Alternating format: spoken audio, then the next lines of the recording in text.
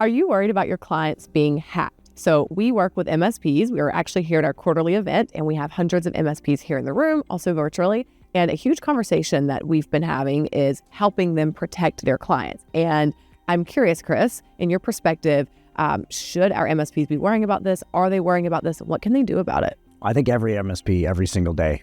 We just had somebody walk by. I'm literally like, hey, Cody, you worried about your clients getting hacked? He looked panicked every day. Every day. Every day. So I think it's, while it doesn't seem, I'm almost going to say, I like that you use the word protect, because most MSPs for the last 10, 15, 20 years have used the term prevent. We can prevent things. We can have anti-spam and antivirus and all these things that have conditioned the end user, the decision makers at the end users themselves, like all these different people. It's conditioned them to think, oh, I have an IT company. They've got my back. I can't get anything. When in reality, I'll say this, guys, I think you all know this. This is like the farthest from the truth. They're all getting hacked. There's breaches happening everywhere. CISA got hacked. Like literally everybody is getting hacked. Everybody's getting breached. There's problems across the board. So if you're not concerned about that as an MSP, you absolutely, that should be number one concern.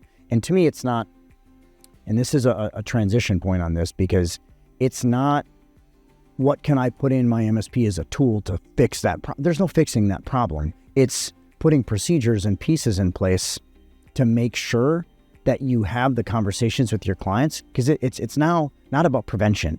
It's about how do we show that we weren't negligent and how do we recover? So honestly, for the MSP, it's the smoking gun we've always needed in this industry, because now it's in this world for the client.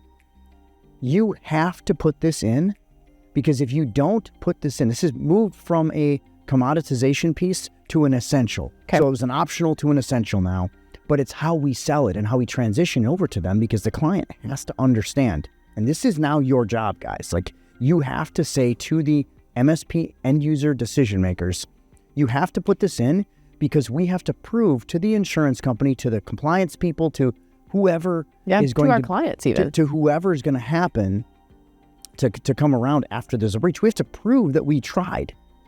Because just imagine if you have a client that's, let's say, a lawyer's office or a doctor's office or an accounting firm. They get breached, and then they find out upon litigation, remediation, whatever, they find out that you didn't mandate multi-factor. Right. Who are they? They're going to be like, why didn't you tell them to do this? Well, they didn't want to spend them. Okay, yeah, but it was your duty. So that's the thing, guys. Now it's like, it's your duty. And this is where there's definitely, I know there's debate about this. It's not even so much debate internally in the industry, but now it's like, well, it's not we have guys, I know, Lindsay, you've seen this. We have guys that come to us and they're like, well, good luck proving I can win in court. Okay. Good luck getting through, first of all, good luck getting to the point where there's a trial. Good luck getting in front of a judge, because it's going to cost you so much money to get to that point of litigation. You're going to be done. Like, good luck fighting against a multi-billion-dollar a year insurance company just to prove that you weren't negligent when everything you did argues potentially otherwise. Yeah. And there's so many things in this industry, and it's a challenge, because at least doctors, lawyers, accounting firms, they have a degree. They have a certification a lot of times. Most MSPs don't. Most even MSSPs don't. And I don't care if you have a CISSP or you're running your world based on NIST or CISA or some of these other things. There's no any you and I could start an MSP right now, and we can manage security for a bank. Like, there's no regulation around what we do if we're an MSP as a profession. So it comes down to personal compliance for your company. And this is, and to come back, I know we didn't talk about money at this point yet, or charging, but this is why you have to charge properly to your clients, because then you can afford to put the right things in. You can afford to do, because it's expensive to run an MSP now, right? Mm-hmm. It gets very deep really quick. Yeah, no, that's so good. And it's not just about, protecting your clients, because that's what we need to be doing, but also protecting yourself. And it's kind of cover like CYA there. It's so much CYA now. And there's so much debate about it, because you think about how, depending on how long you've been in business as an MSP owner. I started my MSP in 2004. I sold in 2015. And if I think about that world versus now, like there was so much conversation, like IT was totally optional. And it was like, we want to make our company more efficient or better. Or we want to make our people more efficient. Now it's like, if you don't put this in, you're going to get hacked and good luck recovering. Yeah. That's the message you have to bring across to the end user client. Now that's hard because the message we've never had those conversations. Think about the relationship. Just think of any decision maker that you have at your oldest clients or your oldest clients. They've never been told you have to spend money on this and there's no ROI. But it's, you know what? It's just like insurance. Think about insurance. You have to spend money, and then their mind is, oh, we have to do this for insurance. Think about how many businesses have insurance. All of them do, with the mindset of there's no ROI on it. But that industry's been there for hundreds of years. This is brand new.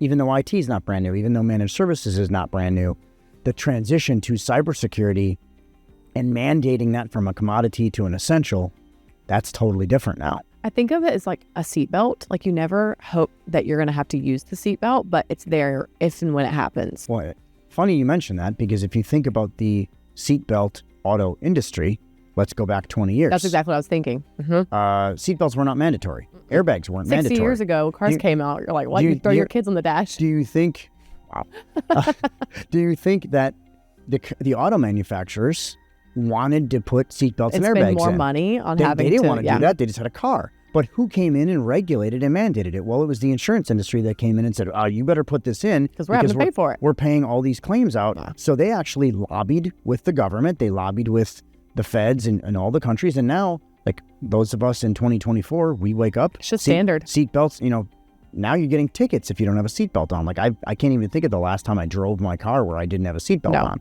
It's just what you don't do. And you have airbag. It's just a standard now. Yeah.